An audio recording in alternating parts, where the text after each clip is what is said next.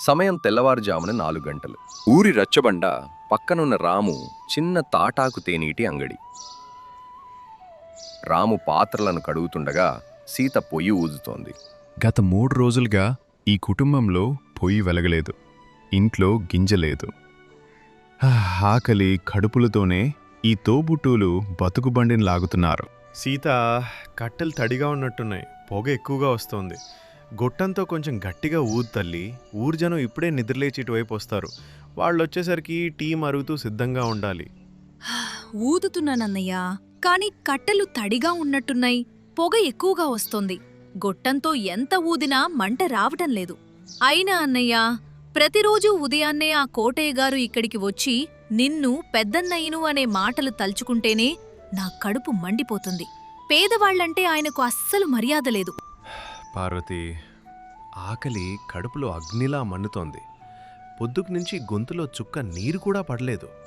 ఈ కడుపు ఆకలిని భరించడం కంటే ఈ ప్రాణం పోతే బావుంటుందనిపిస్తోంది. అలాంటి మాటలనకన్నయ్యా, నువ్వు మాకు తండ్రిలాంటి వాడివే. ఈ చిన్న అంగడే మనకి ఆధారం. నాన్న పోయాక నిన్ను వదినను చూసుకోవాలన్నా, చెల్లి సీతను చదివించాలన్నా నా చేతిలో ఉన్న విద్య ఇదొక్కటే. నేను కాచే ఈ తేనీరు తాగితే ఎంతటి అలసటైనా మటుమాయం అయిపోవాలి. ఆ నమ్మకంతోనే జనం ఇక్కడికొస్తారు. ఆకలి అనేదే దేవుడు పెట్టిన శాపం. మనలాంటి పేదలకు అది రోజువారీ పోరాటమే. కాని మీరు పొద్దుట్నుంచి ఊరంతా తిరిగారు కదా, ఒక్క పూట పని కూడా దొరకలేదా? మన ఊరు చెరువు దగ్గర పూడిక పనులు మొదలయ్యాయన్నారు కదా.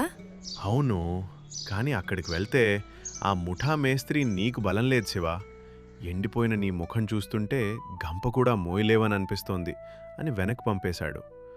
నా బలం, నా ఆకలి అని అతనికి ఏం తెలుసు పార్వతి? ఆ మూలలో ఉన్న పాత గిన్నెలో కొంచెం నీళ్లున్నాయి. అవే తాగి పడుకుందాం.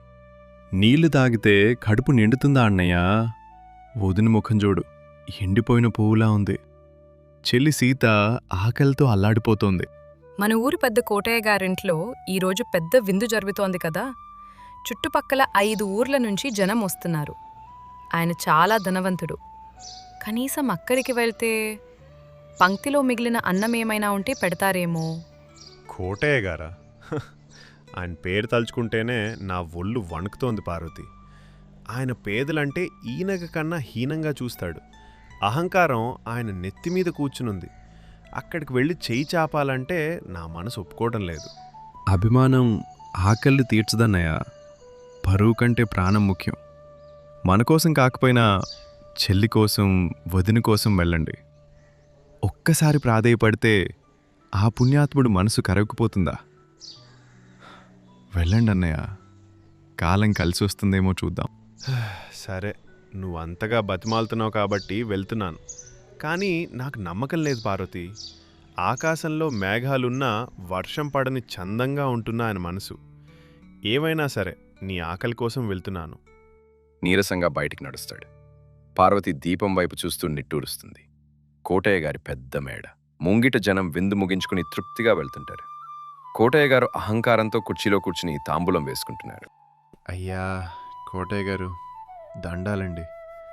మీ పేరు వింటే ఊరంతా పుణ్యం అంటుంది. మహారాజు లాంటి వారు మీరు. ఎవరిదే నా గుమ్మం దగ్గర ఈ నీడేమిటి? రేయ్, ఎవరో అడుక్కోవడానికి వచ్చినట్టున్నారు చూడండి. నేనండి, ఈ ఊరు శివని. పాత గుడిసెలో ఉంటాను. అయ్యా, 3 రోజుల నుంచి నా ఇంట్లో పొయ్యి వెలగలేదు. ఆకలితో మా ప్రాణాలు పోయేలా ఉన్నాయి. మీరు ఈరోజు గొప్ప విందు చేశారు కదా, ఆ పుణ్యంలో నాకొక్క ముద్ద అన్నం పెట్టండి. విందు జరుగుతుంటే నువ్వు అడుక్కోవడానికి వచ్చావా? పవిత్రమైన నా ఇంటి గడపను నీ దారిద్ర్యంతో మైలపరుస్తావా?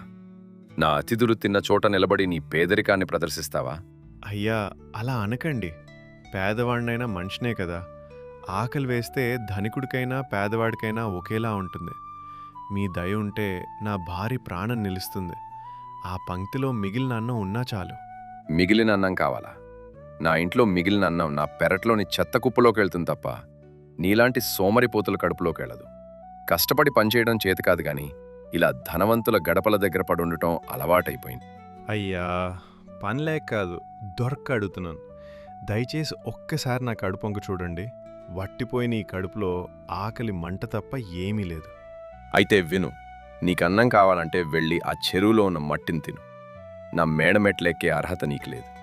నా కళ్ళ ముందు నుంచి ఇప్పుడే వెళ్ళిపో, లేదంటే పనివాళ్లతో కొట్టించి బయటికి గెంటిస్తాను. అయ్యా, మట్టి తినమంటారా? మనిషినని కూడా చూడరా? ఇంత ఘోరమైన మాటలు అనకండి, దేవుడు చూస్తున్నాడు. నా దేవుడు నా ధనం, నీ దేవుడు నీ దరిద్ర్యం. వెళ్ళు, ఇక్కడి నుంచి వెళ్ళిపో. పనివాడు శివను గట్టిగా తోసేస్తాడు. శివ కన్నీరు తుడుచుకుని మట్టిని చూస్తూ నిలబడతాడు. అదే సమయానికి టీ అంగడి ముగించుకుని రాము, పార్వతి, సీత అక్కడికొస్తారు. ఏమైందన్నయ్య? ఎందుకలా కింద పడున్నావు? కోటయ్య గారు అన్నం పెట్టలేదా? మీ కళ్ళెందుకంత ఎర్రగా ఉన్నాయి? ఆయన అన్నం పెట్టలేదు. అసలు నన్ను మనిషిగానే చూడలేదు. ఆకలి వేస్తే మట్టి తిను అన్నాడు. అడుక్కునేవాడివి నా గడప తొక్కకు అన్నాడు. అయ్యో, ఎంత మాట! మనిషికింత అహంకారమా?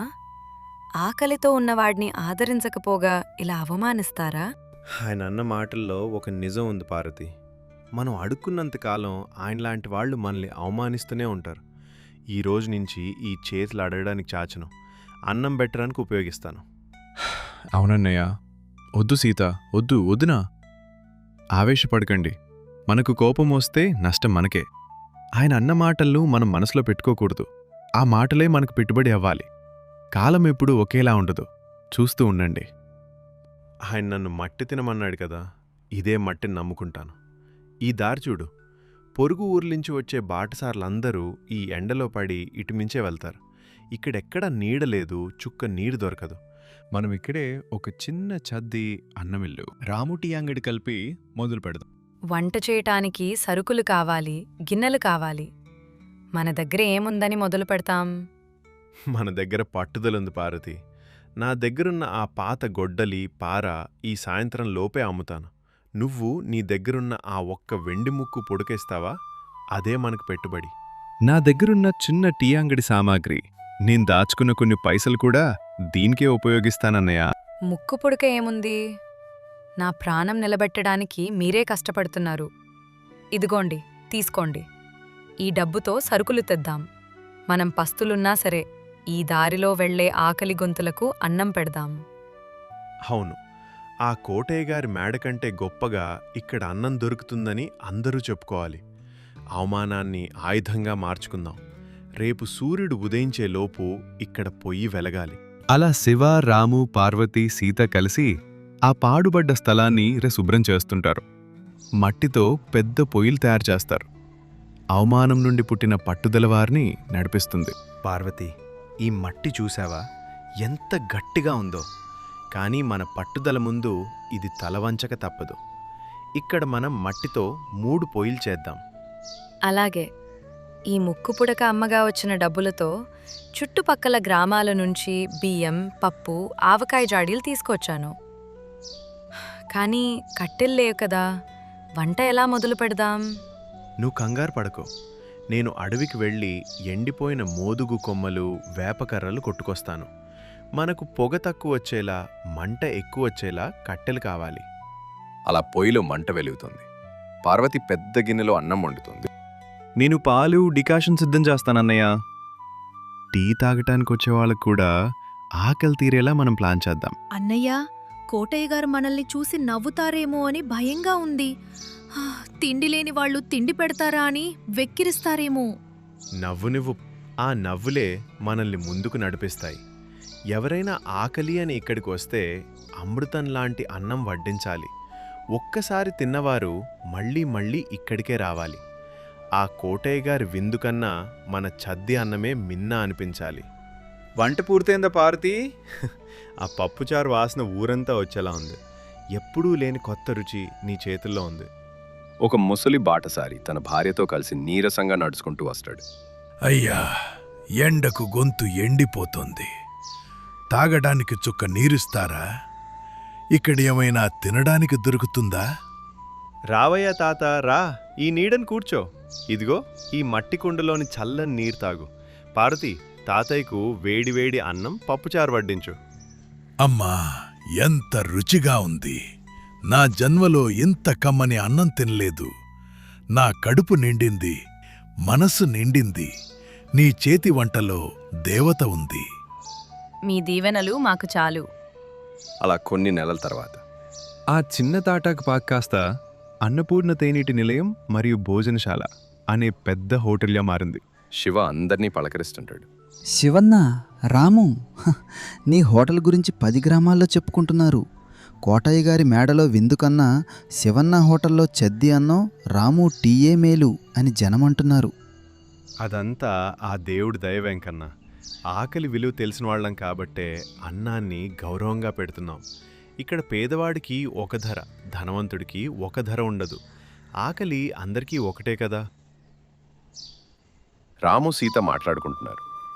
సీత, ఈరోజు ఊళ్ళో ఏదో గొడవ జరుగుతున్నట్టుందే. రచ్చబండ దగ్గర జనమందరూ గుంపులు గుంపులుగా మాట్లాడుకుంటున్నారు. ఏమైందో ఏంటో. నీకు తెలీదా అన్నయ్య? ఆ సోమరాజు గారు టౌన్లో ఎవరో పెద్ద మాయగాడిని నమ్మి తన ఆస్తి పత్రాలన్నీ అతని చేతిలో పెట్టారట. వాడు రాత్రికి రాత్రే ఊరు వదిలి పారిపోయాడట. సోమరాజు గారి ఇల్లు, పొలాలు అన్నీ అప్పుల వాళ్ళు జప్తు చేసేశారు. అయ్యో, ఎంత ఘోరం జరిగిపోయింది! అంతటి మహారాజు లాంటి మనిషి వీధిని పడ్డాడా? నమ్మలేకపోతున్నాను సీత. ఇందులో నమ్మకపోవడానికి ఏముందన్నయ్య? అహంకారంతో కళ్ళు మూసుకుపోయి పేదవాళ్ళని ఏడిపించారు కదా. అందుకే దేవుడు ఆయనకు సరైన బుద్ధి చెప్పాడు. ఇప్పుడు ఆయనకు ఒక్క పైసా కూడా మిగల్లేదు. చేతిలో ఉన్న కర్ర తప్ప ఏమీ లేదు. అలా అనకమ్మా.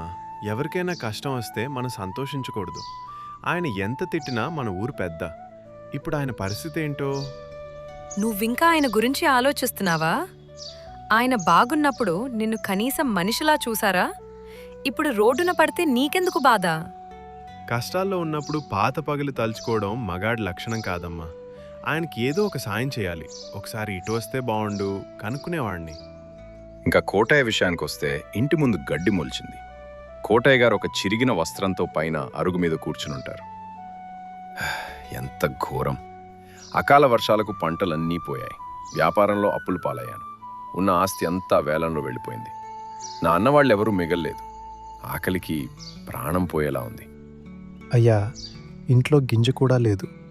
మీరు 3 రోజులుగా మంచినీళ్లతోనే గడుపుతున్నారు. ఇలా అయితే చనిపోతారు. పదండి, ఊరి చివర శివ హోటల్ ఉంది. అక్కడ అందరికీ అన్నం పెడతారంట. శివ హోటలా? వాడిని నేను అవమానించాను కదా. ఇప్పుడు అదే మనిషి దగ్గరికి వెళ్ళి చేయి చాచాలా? నా పరువు ఏమవుతుంది? ప్రాణం పోతుంటే పరువెందుకయ్యా? శివ చాలా గొప్పవాడని అందరూ అంటున్నారు. కనీసం ఆకలి తీర్చుకోవటానికైనా రండి. కోటయ్య ఇంకా ఏమీ చేయలేక కర్ర సాయంతో నడుస్తూ ఉంటారు. కళ్ళు తిరుగుతుంటాయి.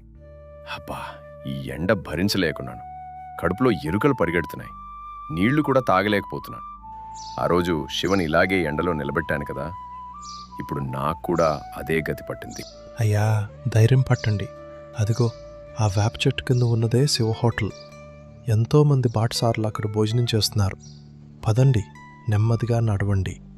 నా కాళ్ళు వణుకుతున్నాయి. శివ నన్ను గుర్తుపడితే ఏం చేస్తాడో? బయటికి నెట్టేస్తాడేమో.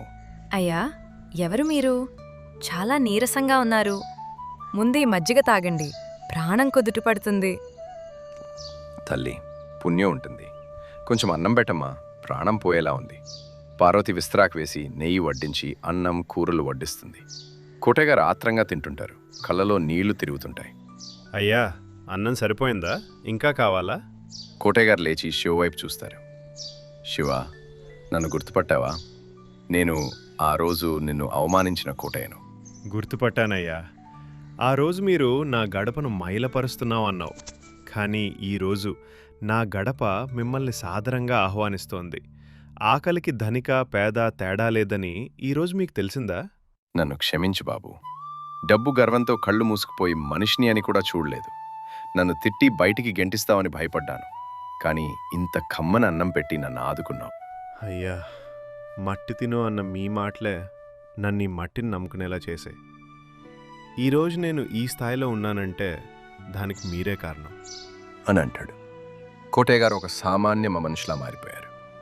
శివ, నేను చేసిన పాపానికి ప్రాయశ్చిత్తం చేసుకోవాలనుకుంటున్నాను. ఈ వయసులో నాకేం వద్దు. నీ హోటల్లోనే ఉండి వచ్చే బాటసారులకు విస్తరాకులు అందిస్తాను. అలాగే అయ్యా, మనసు మారడమే పెద్ద విజయం. మనమంతా కలిసి 10 మంది ఆకలి తీర్చుదాం. అవునే, అవమానాన్ని మర్చిపోయి ఆత్మాభిమానంతో బతుకుదాం. ఇదే మన అన్నపూర్ణ భోజనశాల. అలా కొన్ని వారాల తర్వాత అలా పక్క ఊర్లో పెద్ద సంత, అక్కడ పెద్ద స్థలం ఉంది. రాము సాయంతో కట్టిన ఒక చిన్న తాటాక్ పాక సిద్ధంగా ఉంది. బోర్డు మీద సోమరాజు టీ అంగడి అని రాసుంటుంది. మీ అంగడి సిద్ధమైంది. ఈ రోజు నుంచి మీరే దీనికి యజమాని. పొయ్యి వెలిగించి ముహూర్తం చేయండి. రాము, ఈ అంగడి నాది కాదు, నువ్వు పెట్టిన భిక్ష. అలా కొన్ని వారాల తర్వాత అంగడి జనాభాలో కలకల్లాడుతోంది. మీ టీ తాగకపోతే మాకు సంతలో వ్యాపారం చేయడమే చేత కావడం లేదు. అంత కమ్మని రుచి ఉంది మీ చేతుల్లో. ధన్యవాదాలండి. ఇదంతా మా గురువు రాము నేర్పిన విద్య. ఆయన చలువే.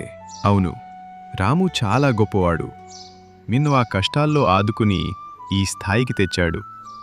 మీ ఇద్దరి స్నేహం ఊరికే ఆదర్శం అని అంటాడు. అంగడి ముగిసే రాము దగ్గరకు వస్తాడు. కళ్ళల్లో కృతజ్ఞతతో తను దాచుకున్న లాభాల డబ్బును రాము చేతిలో పెడతాడు. రాము, నాటి నా అహంకారాన్ని క్షమించి నన్ను మనిషిగా మార్చావు. నువ్విచ్చిన పెట్టుబడికి ప్రతిఫలం ఇదిగో. నా బతుక్కి ఇంతకంటే ఏం కావాలి నాయనా అంటూ భావోద్వేగానికి లోనవుతాడు. రాము ఆ డబ్బును ఆదరంగా అందుకుని చిరునవ్వును. ఈ విజయం మీ కష్టానిది, మీ పశ్చాత్తాపానిది. డబ్బు కంటే ఒక మనిషి మారడం, సమాజంలో గౌరవంగా నిలబట్టమే నాకు ముఖ్యం. కాలం మనకు నేర్పిన గొప్ప పాఠమిదే. ఆకలి మనల్ని ఎక్కడిదాకా తెచ్చిందో, అన్నం పెట్టిన చేతులు ఎప్పుడూ పైనే ఉండాలి. అవునయ్యా, ఆకలి లేని ఊరు రావాలి. అదే మన లక్ష్యం.